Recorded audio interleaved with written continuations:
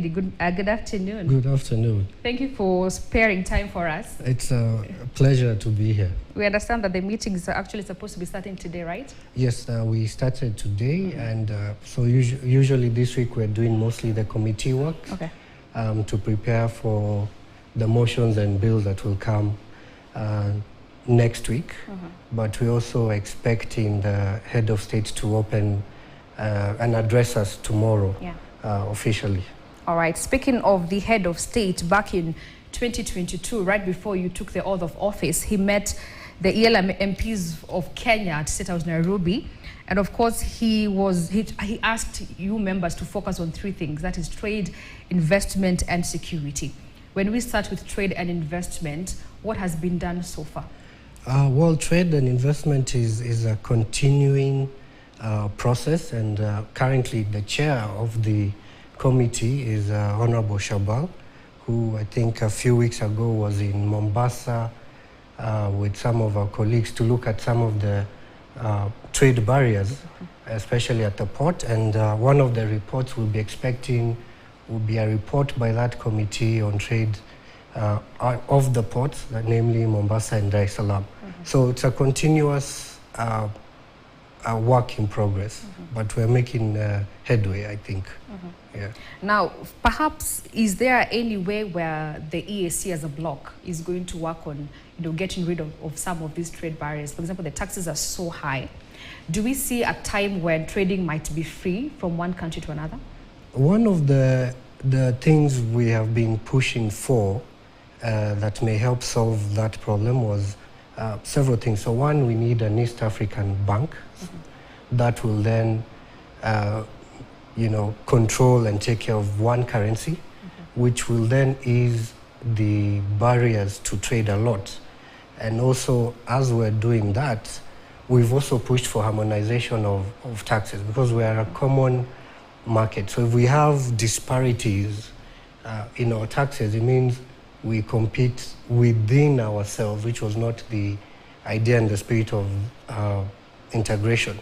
We're supposed to be a people-centered, market-driven, common economy and common customs market. When we're talking about one bank, it definitely means that the currency should be one. Correct. Do you think we are getting there? Because President William Ruto has been adamant through his campaign period to now when he meets people from EAC, he says, you know what, we need a common currency. Do you think that is even effective? And how will it even help? One, I think you can't stop an idea whose time has come. I was very excited to see the conversation online where I'm sure some young people sat down and, helped the wazers with a new currency, but we're not quite there yet. I can give a simple example. If I have $100 today and I leave Kenya and I go to Tanzania and I change my $100 to Tanzanian shillings, I take the same amount, I go to Burundi, change it to, unfortunately I'll have to change it back to dollars and then to Burundi currency. Same thing with Rwanda. By the time I come back, I will have lost over 50% of the value. Now, this is an expense that is then forwarded to the consumers. So having one common currency then facilitates trade and makes everything a simpler way of doing things, and saves that 50% that would otherwise be lost. And perhaps when you say that, someone out there might think it's a simple way. For it to be implemented, of course, all the states, the member states have to assign to it or, accept it. But perhaps you can just talk us through what is the process before, we come to that. So one of the things that we did, we passed 3 bills that were the precursor that would allow the formation of the East African Central Bank. And we are still in the process of negotiating and getting feedback from different partner states. But also, we're also in the process of negotiating where this institution is to be headquartered. And then that is usually something the heads of state and council will negotiate between themselves and give us a way forward. Yeah. So that is something that is workable. Yes, it's workable.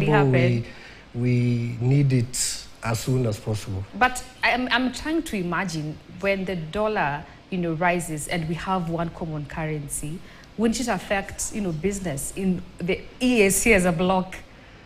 I mean, whichever way, currently we're all being affected by the dollar shortage anyway.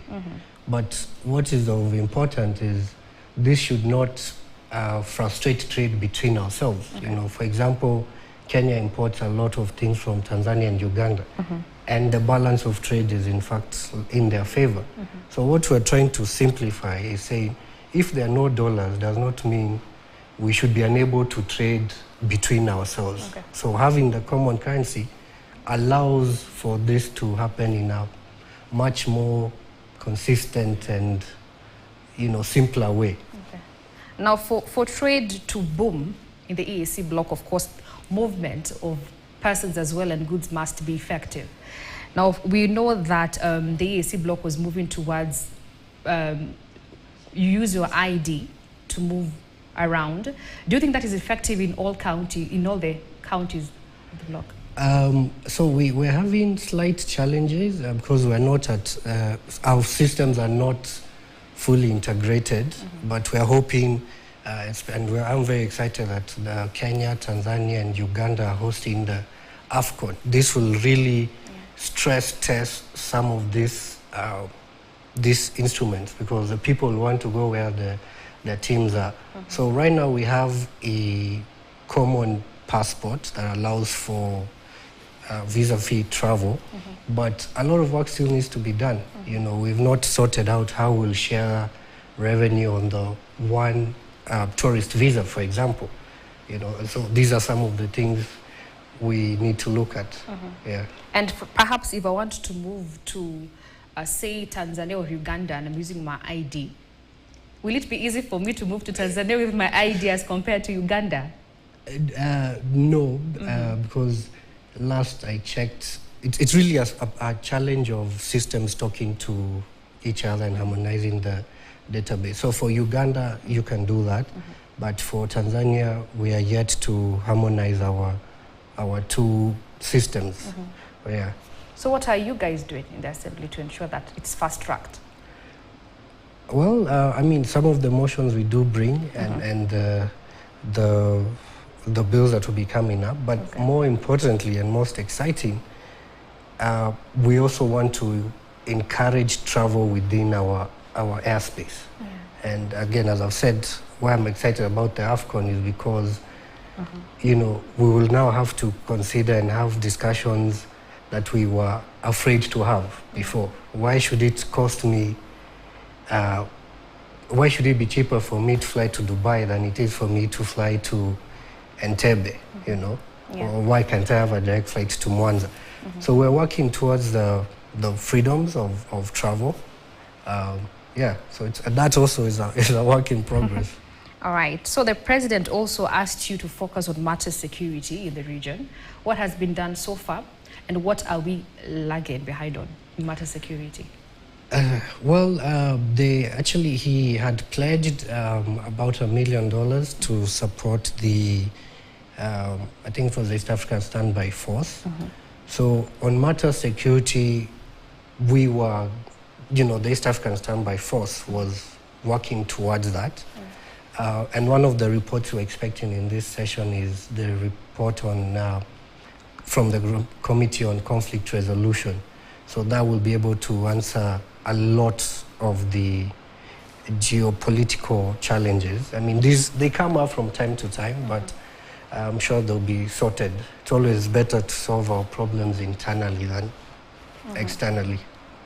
All right. When we speak about security, now we cannot speak about security without speaking about peace in DRC. Of course, that has been seriously, it's serious now. What are you guys doing towards, trying to bring out peace in the DRC? I mean, the conflict in the DRC is indeed very, very complicated with a lot of vested interests. That notwithstanding, by virtue of them being members of the EAC, there are mechanisms that will work towards addressing this. But even then, at summit level is where these challenges can easily be resolved. So currently the chair of the summit, President Salva Kiir, has been going around to talk to his colleagues to see how he can ease the tensions, and I think he's getting somewhere. But the report which is coming will be able to give us details. All right, still on matters peace, they have seemingly been sibling rivalry within member states of the EAC bloc. I don't know if I should give examples or you will tell us about. No, give. You will tell us about that. For example, I believe Kenya, Uganda, Tanzania. I feel like there's a rivalry between those member states, perhaps maybe in your settings when we got to, because we cannot always speak in one voice. Sometimes we have, yeah. So what is being done towards trying to bring everybody on board? Wow, I mean, I think the sibling rivalry, if at all there, is maybe cosmetic, but we encourage it. I mean, it's good for people to air out their views and learn from each other.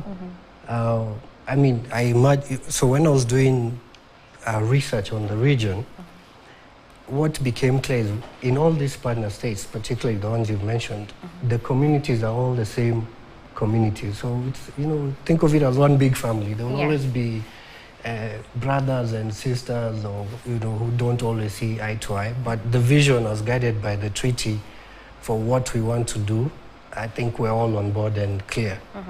Now, speaking about the treaty, we've heard President William Ruto, of course, saying it's time to review the treaty. Perhaps, what are some of the developments that you feel needs to be incorporated once the treaty is, reviewed? Well, I mean, for a start, would want to know where the committee on the confederation has reached. So that would be something important. I was told they were here collecting views some time back. But I think as we grow, it's no longer easy to go by a very strict rule of consensus. Because remember, initially there were 3 partner states. So the view was always, if we can't agree, let's not move forward. But it was easy for 3 people to agree, but we're now 8. So it's something that needs to be looked at, a better working formula for that. I think that's the biggest bone of contention.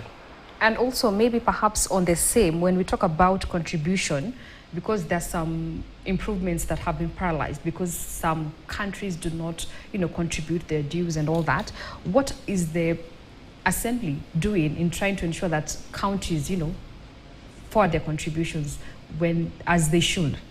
So several things. I mean, obviously, when we're doing our audited reports, we always lobby that countries pay, and sometimes by bringing a motion, you make noise and, contributions are paid. But we have also argued that it's high time we think about our mode of funding. Yeah, why can't we do the AU model, where it's a percentage of the GDP? If we're really keen of seeing the integration work and move, then we need to fund it accordingly. But we're still waiting for the ministers of finance to come back on that. They were having discussions. When it comes to that mode of payment, of course, there's this thing called the veto power. And in 2023, of course, President William Ruto was like, the ones who pay the most should have the veto power as compared to the one. Is that a way of pushing countries to actually pay? Well, I can't really speak on that because unless our treaty is amended, then as it is currently, that concept is not there. We are all equal partners. We all contribute equally. And so all the benefits should be shared equally. So do you think that should be adapted, the idea of having sort of a veto power of some country as opposed to the other? I remain to be convinced, because remember we had the previous EAC that was more integrated. And one of the reasons that it failed were differences in ideology. So now we have this new EAC which believes in certain principles, consensus, variable geometry, all these things. And we are moving in a spirit of togetherness. So having introducing that goes against the treaty we currently have, which is what I was sworn into office with. So I'm not convinced that is the way to go. But then again, as always, since the heads of state are the apex body, they may have a working formula or insights that I'm not privy to at this moment. All right. So when in Nairobi, you'll be in Nairobi for the next 3 weeks. You'll be having your sessions in Parliament, Nairobi. And of course, the president tomorrow is expected to officially open the session. What expectations do you have from his address? Well, one, we're very excited to resume our rotational sittings. I can't really speak much on that, but I would expect he would maybe touch on the peace situation, maybe some of the challenges we're facing in the region. Maybe he may even speak about the currency or the new members. Yeah, so it's usually for the president to almost share his ideas on this integration journey. Yeah. All right. And also from the sittings, of course, we expect some of the bills that are expected to be considered. One of them is the Customs Management Bill of 2023 that includes, the guidelines for free movement of goods and services. What motivated members to come up with this particular bill? Well, it's a way of facilitating trade. As I keep saying, we are a common market, but we find there are certain trade barriers. So, for example, it's high time the ministers sit and review their list of skills. Where there's a list of skilled labor where certain countries felt this one we can open to our neighbors. This one we can't, because remember we're not one state yet. So one of the hardest jobs for any president in the region is creating jobs for his people. So we want to look at some of these things and say, look, it's been 15 or so years. Can we review where are you willing to allow this transfer of skills and labor? Okay. Yeah. All right. Another bill that is also up for consideration is the Eastern African Community Financial Services Commission Bill of 2022. Perhaps you can also take us through that particular bill and its essence. Yeah, so that is one of the bills that needs to be passed that will give way eventually to now the East Africa Central Bank. So there is that bill and there's one on statistics bureau. Yeah. So they work together. So before we get this in place, we can't form the bank. Because remember, the countries, for this currency to work, they need to be within certain parameters, like debt not over 50% of GDP, variable, like the countries need to have a convergence somewhere. So these institutions are what will help us get to that convergence to then get to the currency. And the bank, sorry. All right. Perhaps maybe you can take us through the landmark achievements of EAC, of the EALA perhaps. What are some of the landmark achievements that, you can see, what this and this and this has really helped? Wow. I think one of the biggest and continual achievements that EALA does is the oversight. Yeah. And usually we undertake a tour of the whole region where we go to talk to the citizens. So if it's at the port, we go, we say to them, here, what are the challenges? And we do that for all our partner states and then do a report, which we then present to the House, and the ministers are part of the House. So then it falls on them to solve those issues. So I think that's really a landmark. All right. Yeah. Now, we have a new kid on the block, that is Somalia, which is expected to send instruments of ratification. What's your thought on having Somalia part of the bloc? I think, as I've said, we are really one people. I think it is better to solve all our problems internally. We have a huge population of Somalis in Kenya, anyway, so they'll be right at home. My only worry is whether we have considered the support and amount of resources that we would need to bring them up to the levels of the other EAC partner states. But I think it's good for the region. Yeah. So what are perhaps the achievements that particularly just touches on Kenya? In terms of? The having EALA, some of the achievements that have been made that touch on Kenya, mainly. You're really trying to get me trouble. Because although I am elected from Kenya, yeah, I am representing the region. Okay. So it's really hard to narrow down in that sense, country-wise. Right. Yeah. And when we talk about integration of Eastern Africa, what is the current status when it comes to integration? We still have a lot of work to do. I would really hope that we get our currency sooner rather than later. Just as I've mentioned, it will facilitate trade, since we're trading so much with each other. I think we're one of the highest trading blocks in Africa between ourselves.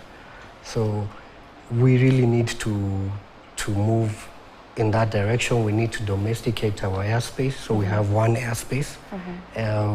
I mean, I know people worry about, okay, what of Kenya Airways, Uganda Airways, Rwanda, but they forget the function of a national carrier is to connect the capital to the rest of the world. So I don't see a competition in that regard. If anything, this is a good reason to encourage the one tourism visa. So once we domesticate our space, we're able to encourage domestic tourism and allow people to move freely, create jobs.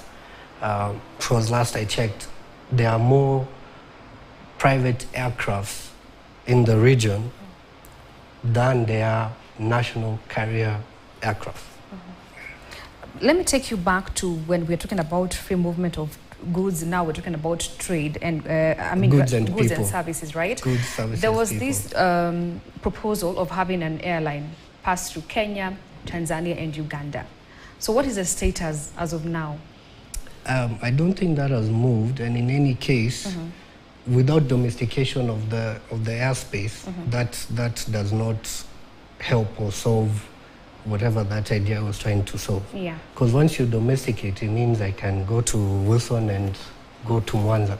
But you know, as it is now, if I want to go to Mwanza, I have to go to Jomo Kenyatta, pick an international flight, which will maybe take me to Dar es Salaam, and so our airspace is not efficient. If we really want to move people, let's start by domestication of our airspace.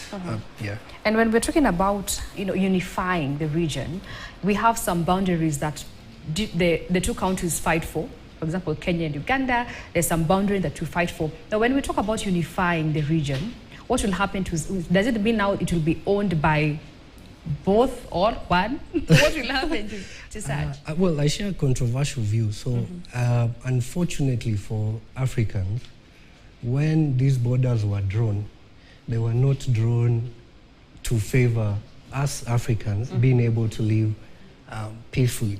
I'll give you an example. We had a case which we looked at where the border of Kenya and Tanzania passes in the middle of this family's sitting room, you know. So anyway, going back to what you've asked, unfortunately in Africa, most of our borders are contentious.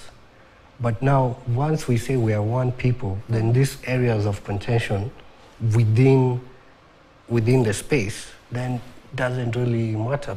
But don't you think as much as we say we are one, as much as we are preaching, the Kenya is preaching, let us unite the rest, the fights are still there. People are killing each other because of these, you know, bounds. Irregardless of whether we are preaching, let us be together, let us be this and that. Do you think that will ever come to an end as much as we say we want to be one? Yeah, I have to be optimistic that it will come to an end. I think as we are able to develop and provide services to these, because why are they fighting? It's an issue of resources. Resources, yes. So once there's a bigger cake for everyone to eat, then I don't expect